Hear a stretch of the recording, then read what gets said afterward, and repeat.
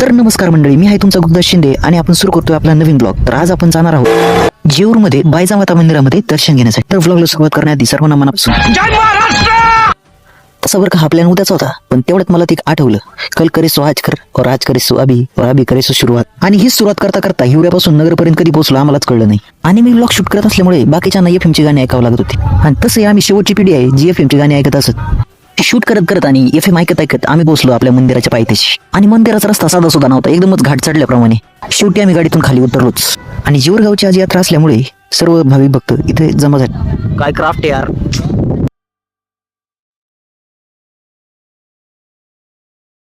आणि वेळ का विलंब न करते होय मी मारली मंदिरामध्ये एंट्री. आणि आज यात्रेचा शेवटचा दिवस असल्यामुळे मनावाशी गर्दी नव्हती आणि त्याचमुळे न कष्ट घेता आमचं एकदम उत्तम असं दर्शन झालं होतं. एकदम सुंदर असं मंदिर आणि त्याहूनही सुंदर असं कार्यकर्त्यांचं नियोजन. मूर्तीच्या समोर बसून मंदिरातील पॉझिटिव्ह एनर्जी फील केली आणि परतीच्या प्रवासाला निघालो. माझा सुंदर असा आवाज तुम्हाला ऐकूच आला असेल तर त्याला इग्नोर नका करू आणि कमेंट मध्ये सांगा कसा आहे ते. गावच्या यात्रेत आलो आणि खेळणे आणि खावा नाही गेलो नाही असं होईल का? बिलकुल नाही. आमची वसुधा पण सांगेल नाही का.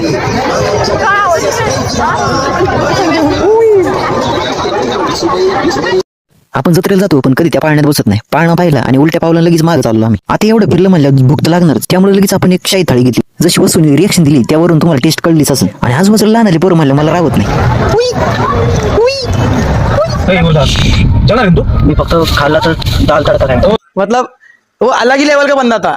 जसे गाणे ऐकता ऐकता जेऊरला गेलो तसंच गाणे ऐकता ऐकता कधी नगरमध्ये पोहोचलो काहीच कळालं नाही. आणि शेवटी गाडी थांबलीच स्वाद हॉटेलला स्पेशल दाल तडका खाण्यासाठी. तोपर्यंत आम्ही जेवतो, तुम्ही तोपर्यंत लाईक शेअर सबस्क्राईब करा. समजलं असेल तर करून टाका.